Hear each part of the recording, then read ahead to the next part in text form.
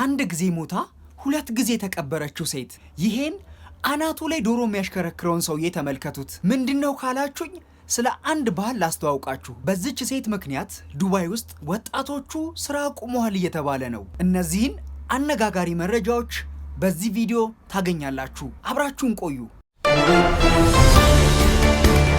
አንድ ጊዜ ሞቶ ሁለት ጊዜ የተቀበረ ሰው ታውቃላችሁ? ማርጋሬት ትባላለች። ከብዙ ዓመታት በፊት በአንድ አጋጣሚ ከባድ የሆነ የትኩሳት በሽታ ያማታል። በዚህ ሰዓት ላይ ኮማ ውስጥ ትገባለች።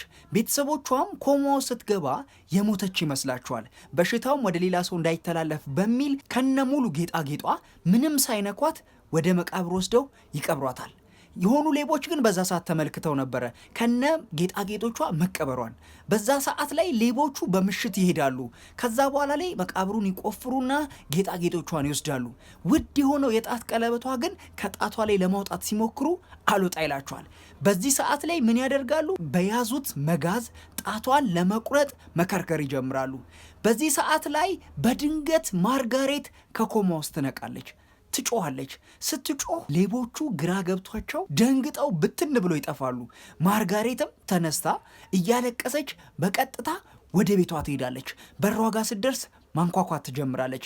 ስታንኳኳ ውስጥ ላይ የእሷ ባለቤት ልጆቻቸውን ምግብ እያበላ ነበር። በሩ ሲንኳኳ የሰማው ባለቤትም በሐዘኔታ ስሜት ይህን ጊዜ እናታችሁን ብትሆን እንደዚህ ነበር የምታንኳኳው ብሎ ለልጆቹ ይነግራቸውና ብድግ ብሎ በሩን ለመክፈት ይሄዳል።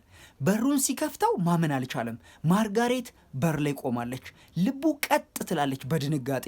በዛው መሬት ላይ ወድቆ ይሞታል ማለት ነው። በማግስቱ በእሷ ቦታ እሱ ይቀበራል። ከዓመታት በኋላ እሷም ሌላ ባል አግብታ ብዙ ልጆችን ወልዳ ኑሮዋን ትቀጥላለች። በአንድ አጋጣሚ እንግዲህ ያው ከዚህ ዓለም የምትጠራበት ጊዜ ይመጣና ስትጠራና ስትሞት ትቀበራለች። የተቀበረችበት መቃብር ላይ እንዲህ ሚል ተጽፏል። አንድ ጊዜ ሞታ ሁለት ጊዜ ተቀበረች። በዚች ሴት ምክንያት የዱባይ ወጣቶች ስራ አቁመዋል እየተባለ ነው። ሴትየዋ እጅግ የናጠጠ ባለሀብት ነች። ከእናንተ የሚጠበቀው የቲክቶክ ቪዲዮ ላይ በመግባት ኮሜንት ላይ ሪቹመን ብላችሁ መጻፍ ነው። ሴትየዋ አሚራ አልዳሃቢ ትባላለች። እጅግ የናጠጠች ባለሀብት ነች። ቲክቶክ አካውንቷን ፎሎ ካረጋችሁ ቪዲዮ ላይ ገብታችሁ ሪቹመን ብላችሁ ከጻፋችሁ ትንሽ ሆያውዬ ከፈጠራችሁ $3000 ወደ አካውንታችሁ ታስገባለች። እጅግ የናጠጠች ባለሀብት ነች። የመገልገያ ዕቃዋ ወርቅ ነው። በጣም ባለሀብት ነች። የስልክ ገበሯ፣ ቤቷ፣ ብዙ ነገሯ ወርቅ ነው። እጅግ አነጋጋሪ ሆናለች። ይሄን አናቱ ላይ ዶሮ የሚያሽከረክረውን ሰውዬ ተመልከቱት። ምንድነው ካላችሁኝ ስለ አንድ ባህል ልንገራችሁ። ካሮት ይባላል። የአይሁድ ባህል ነው። በአይሁድ ባህል መሰረት እንግዲህ ኃጢአታቸውን ወደ ሌላ ነገር ማዘዋወር እንችላለን ብለው ያምናሉ። ይሄ የምትመለከቱት ሰው እንግዲህ ዶሮውን አናቱ ላይ በማሽከርከር የኔ ኃጢአት ከኔ ወደዚህ ዶሮ ይተላለፋል ብሎ ይናገራል ማለት ነው። በዛ ሰዓት ላይ ከኔ ተላልፎ ወደ ዶሮ ይሄዳል ብሎ የማመን ነገር አለ። ስለዚህ እኔ ነጻ ሰው ሆናለሁ፣ ዶሮ ኃጢአቴን ይዞ ሄዷል ብለው ያምናሉ።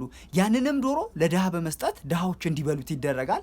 ካልሆነ ደግሞ ራሱ የሚያሽከረክረው ሰውዬ ይበለዋል ወይም ይመግበዋል ማለት ነው። አሁን ላይ ደግሞ የዶሮ ስነ ስርዓት ወደ ገንዘብ ተቀይሮ ገንዘቡ ኃጢአቴን ይወስደዋል ብለው በማሰብ ገንዘቡን ለድሃዎች ይሰጣሉ ወይ ለተለያዩ ሰዎች ይሰጣሉ።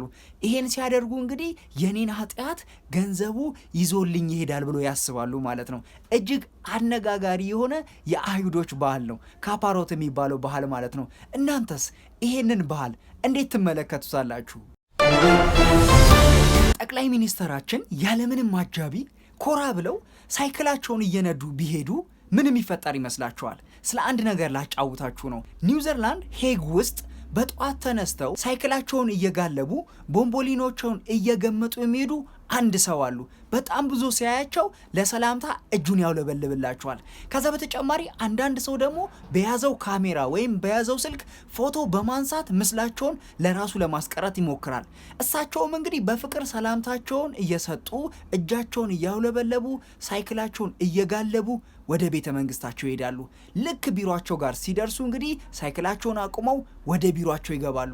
እኚህ እንግዲህ ከ2010 ጀምሮ ኒውዚላንድን እየመሩ የሚገኙት ማርክ ሩቲን ናቸው። ማርክ ሩቲን እንግዲህ በሳይክላቸው ይሄዳሉ፣ በሳይክላቸው ይመጣሉ። ምንም አይነት አጃቢም ሆነ ጠባቂ የላቸውም ማለት ነው። ይሄ ነገር እኛ ሀገር ላይ ቢሆን ወይም አንዳንድ አፍሪካ ሀገራት ላይ ቢሆን ምን የሚፈጠር ይመስላችኋል? መልሱን ለእናንተ ትቻለሁ። ምንም አይነት ሰዓት ሳይመለከት ግን እያንዳንዷን ሰዓት ከነ ደቂቃው በትክክል የሚያውቅ ሰው አጋጥሟችሁ ያውቃል? እኚህ አባት እንደዛ ናቸው። አቶ ግርማ ይባላሉ። የሐዋሳ ከተማ ነዋሪ ናቸው። የኤቢሲ ጋዜጠኞች እንግዲህ ሄደው እንደጠየቋቸው እንዳረጋገጡት እያንዳንዷን ሰዓት ከነ ደቂቃው በቃላቸው በደንብ አድርገው ያውቃሉ ማለት ነው። ይህንን ያረጋገጡት የኤቢሲ ጋዜጠኞች እንዲህ የሚል ጥያቄ ጠየቋቸው። ይሄ እንዴት ሊሆን ይችላል? ምንም ሰዓት ሳታዩ፣ ምንም ሰዓት ሳትመለከቱ እያንዳንዷን ሰዓት ከነ ደቂቃው እንዴት በትክክል ልታውቁ ቻላችሁ ሲሏቸው፣ ይሄ የፈጣሪ ጸጋ ነው፣ ከፈጣሪ የተሰጠኝ ስጦታ ነው ሲሉ አቶ ግርማ መልሰዋል። ሰዓቱ ሲቀያየር እንግዲህ ውስጣቸውም የሆነ ነገር እየተቀያየረ እንደሚነግራቸው አያይዘው ተናግረዋል ማለት ነው። በዚህ ብቻ አላበቁም። የሰፈሩ ሰውም የእሳቸውን እያንዳንዷን ሰዓት ከነ ደቂቃው በትክክል ማወቅ እስከ ዛሬ ድረስ እንደሚገረምበትም አያይዘው አቶ ግርማ ተናግረዋል። እኒህን ሰውዬ እንዴት ትመለከታላችሁ እናንተ? ይሄ እጅግ አስገራሚ አጋጣሚ በሩሲያ የተከሰተ ነው። አንድ ተጫዋች በጨዋታ መሃል ፋውል ሰርተሃል ተብሎ በቀይ ካርድ ከሜዳ እንዲሰናበት ይደረጋል።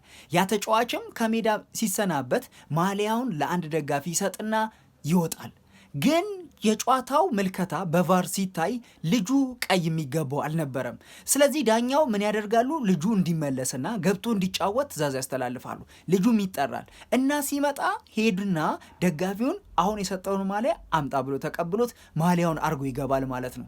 ከዛ በኋላ እንግዲህ በጨዋታውም ጎል ያስቆጥራል።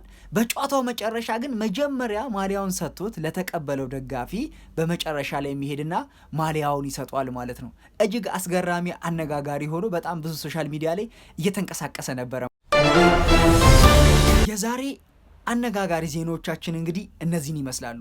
ቀጣይ ቪዲዮ እንግዲህ በሌላ አነጋጋሪ ዜናዎች እስክንገናኝ ድረስ ይሄንን ቪዲዮ ላይክ አድርጉ። ቻናሉ ከተመቻችሁ ደግሞ ሰብስክራይብ በማድረግም ቤተሰብ ይሁኑ።